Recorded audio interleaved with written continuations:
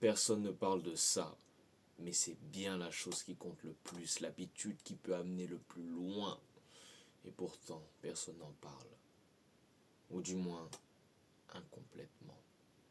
Prendre soin de soi. Parlons franc, parlons bon, parlons vrai, en amont.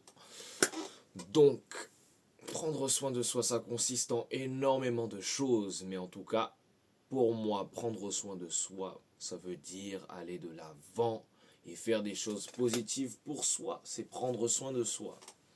En effet, quand tu fumes, tu te sens mieux là-haut, mais c'est pas bien pour le cœur. C'est pas bien pour ton corps et c'est pas bien pour ton temps. Et même si tu crois que c'est bien pour le cerveau, temporairement, tu finiras toujours par te faire rattraper par le temps et par tes erreurs. Donc prendre soin de soi. Parlons de la première branche, la branche la plus débattue actuellement. Le looks maxing, être beau, prendre soin de soi, la skincare. Le maquillage, et oui, il y en a qui se maquillent aussi. Les femmes, certains hommes, les acteurs, les présentateurs, même les politiciens se maquillent. Même Trump se maquille, mec. Ouais, c'est chaud, je le sais. Mais c'est comme ça, faut l'accepter. Ainsi, le looks maxing. Prendre soin de soi, être plus beau. Pourquoi? Être plus beau peut donner une meilleure confiance en soi, des meilleures interactions sociales, une meilleure vie, une vie plus simple, mode facile. Et ça, tout le monde le sait. Mais vu qu'on le sait, pourquoi on le fait pas? Parce qu'on s'en bat les couilles. Donc maintenant, tu t'en fous plus et tu prends soin de soi. Tu implémentes une habitude par jour qui te rend meilleur au niveau de l'apparence. Par exemple, si tu manges du Nutella, le Nutella, tu le supprimes ou alors tu réduis au moins une tartine, deux tartines. Tu t'améliores jusqu'à le supprimer. Ça peut être la diète, plus de protéines, moins de sucre, peu importe.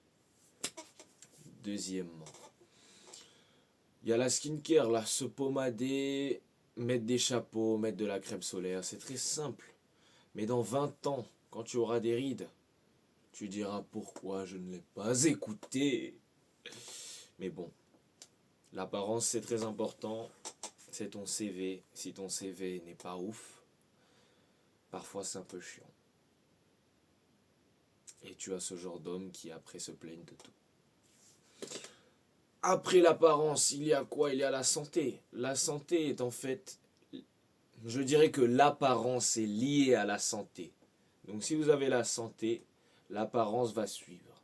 Et bien sûr, vous pouvez améliorer directement dans l'apparence.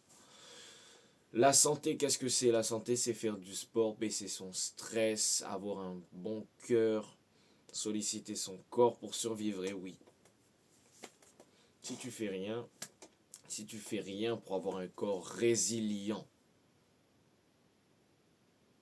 alors ne t'attends pas à survivre. Ne t'attends pas à être aussi solide à 40 ans, à 50 ans, à 60 ans. Attends-toi à t'effondrer à 70 ans, 80 ans. Et oui, on voit certains papis déjà qui ont continué à bien prendre soin d'eux, à courir, à marcher. Et eux, jusqu'à 95 ans, continuent de marcher. Même un gars, il continue à faire du vélo. Donc, tu peux faire du sport toute ta vie. Ça prouve que ça marche. Deuxièmement, il n'y a pas que ça. La santé est liée aux émotions. Et oui, ça a été découvert durant de nouvelles études. Donc prends soin de ton cerveau. La santé mentale, ce n'est pas être faible. La méditation, la prière. La prière et la méditation sont en fait la même chose. De proche ou de loin.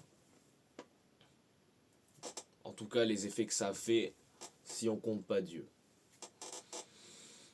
C'est à peu près la même chose, donc pratique. Les croyances aussi. C'est très important. Tout ce qui se passe là influence ce qui est ici, ce qui est corporel. En effet, c'est ton cerveau qui contrôle. Si ton cerveau croit que tu ne vas pas y arriver, peut-être que ton corps va suivre. Et là, on est dans des schémas d'auto-sabotement. Et oui, 3 quarts des maladies est apparemment liées aux émotions, donc attention. attention les gars, gérez bien vos émotions, surtout que quand ça va mal ici, on peut faire des erreurs qui nous amènent à une santé moins bonne et à une apparence moins bonne.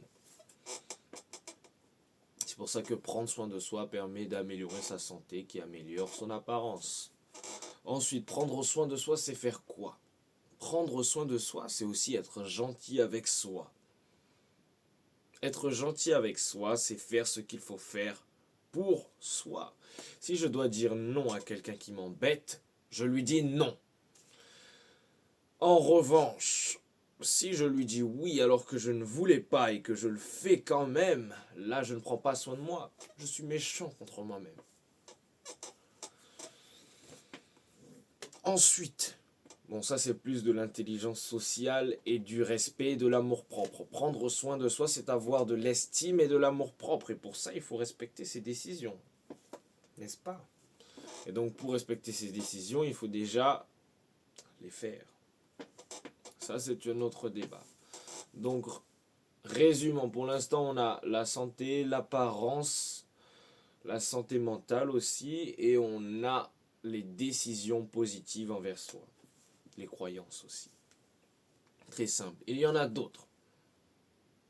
Mais si on continue ainsi, la liste est énorme et peut-être même infinie. Mais en tout cas, en tant que conclusion, je souhaiterais dire que prendre soin de soi, c'est la meilleure habitude car elle est globale. Et si tu fais des actions positives envers toi, ta vie ne peut qu'être plus positive. Donc essayons de faire ça. On est désespéré, on a eu des échecs infinis, on a eu des périodes difficiles, mais peut-être qu'on va réussir à en sortir petit à petit si on fait des actions plus positives. Oui. Abonne-toi.